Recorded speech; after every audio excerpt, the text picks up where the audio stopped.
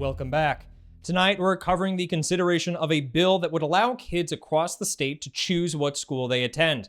Let's go to Caroline to take a look at some of the data we have on student success in different learning environments.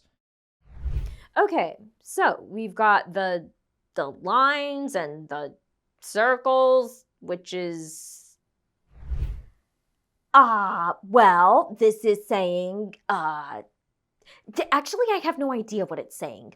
But what I do know is that for me, having educational options helped me succeed.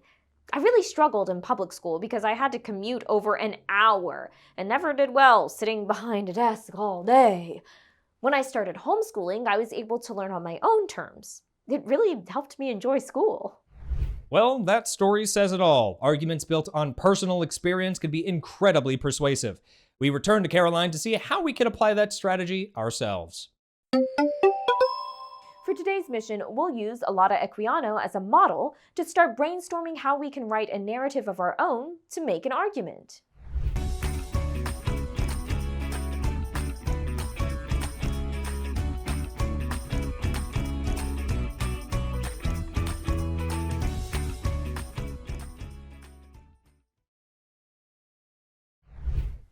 We tend to think of arguments as shouting your opinion at someone until they agree with you.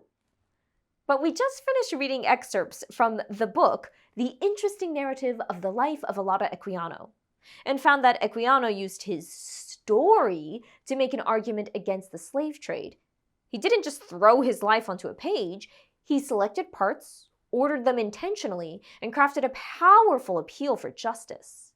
In the lesson preview, you chose a topic that you have personal experience with and are passionate about. Our job today will be to write a narrative that makes an argument about that topic. So if you have not completed the preview, pause your video and complete it now. We've learned about the elements of an argument, but how do we fit these into a narrative? Let's see what Equiano does. Equiano kicks off his narrative using a prelude where he establishes his purpose. He states that his reason for writing this narrative is to, in the smallest degree, promote the interests of humanity. Why would it be more effective for Equiano to connect his argument to the interests of humanity instead of just the slave trade? This rhetorical choice plants a powerful idea without seeming confrontational. His narrative is about the broad interests of people everywhere.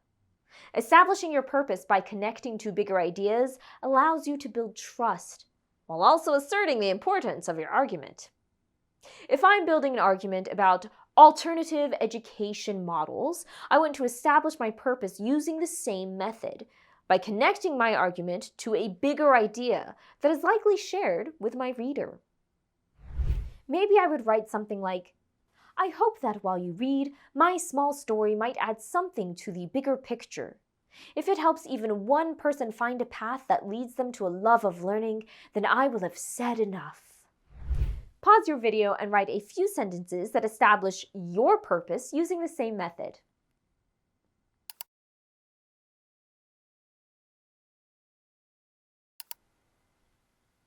After explaining his purpose for writing, Equiano moves into developing ideas for his argument through his personal story. And while he fills an entire book, we only have a short narrative. So we need to be super selective about the moments we choose to create an argument. For the first moment in your narrative, think about how you want to set up your argument.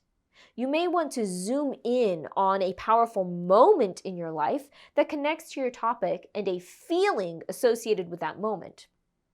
For me, I'll draw my reader in using an example from before I started being homeschooled to show how I struggled. I'll use the time I missed the bus to get to school.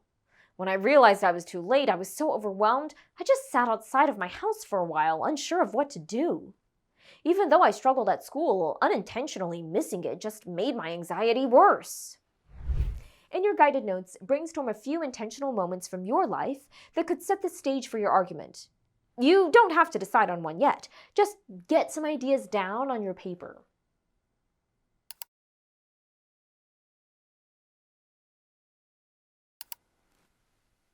Next, let's think about the climax of our story.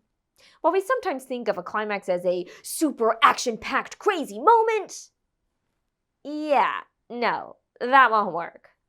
In a story about your own life, your climax might not seem very action-packed at all. Just think of it as the key moment that really shows your argument. Maybe it's a change that happened to you, or something you realized while reflecting. Maybe it's an experience you had, or a person you met that really creates that argument. For my key moment, I'll focus on a random Tuesday morning after I started being homeschooled. I'd slept past 9 a.m., but felt rested and refreshed. The day was full, but I was genuinely excited to work on a history project with a friend from my co-op.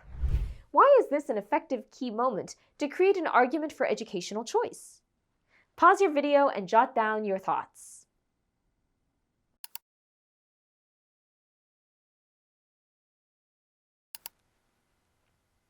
This moment highlights the freedom, flexibility, and personal investment in learning that homeschooling provided me. It also shows the contrast between my life in public school and my life when I started homeschooling. This helps create the argument that for some kids, like me, having the option to learn in a different way can completely change their relationship with learning. Pause your video and brainstorm a few key moments that help the reader experience what you're arguing for. Make sure each of these is something you feel comfortable describing in detail so your reader really feels like they are there with you.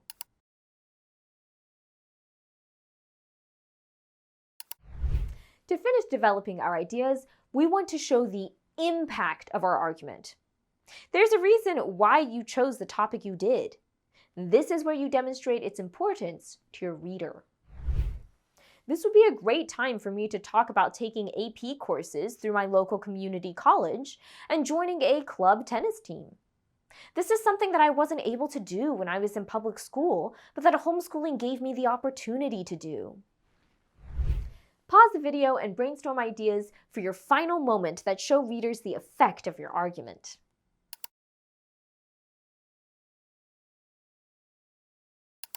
So we've chosen how we'll develop our ideas to immerse readers in our story. Next up, to address other perspectives, Equiano uses rhetorical questions to challenge counter-arguments without the reader feeling attacked. These questions should be addressing a common misconception or a counter-argument that I anticipate my reader making. As I am reading through my story, I could definitely see someone pointing out that not all kids are anxious about school, so maybe we don't need educational options after all. To help the reader understand my perspective, I could write that, while not all kids get anxious about being in a classroom, I have to wonder, what's the point of staying in a system that made me feel suffocated?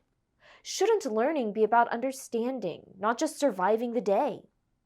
If a different environment lets even one child grow, explore, and actually enjoy learning, then why wouldn't we give them the option to be there?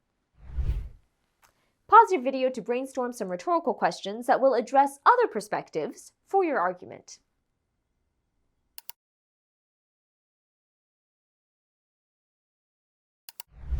Lastly, Equiano concludes his narrative by reflecting on his life before humbly restating his purpose for writing again. This strategy makes the reader more likely to listen. I mean, would you be willing to hear someone out who came across as arrogant and self-important? Probably not. But because Equiano speaks with humility and sincerity, readers are more open to his message. As I mirror this, I might write something like, I've shared just a piece of my journey, not because I think it's extraordinary, but because it mattered to me. This isn't about proving public school is bad or that homeschooling is perfect. It's about showing why I needed something different. Jot some ways that you could conclude your narrative by reflecting and restating your purpose for writing.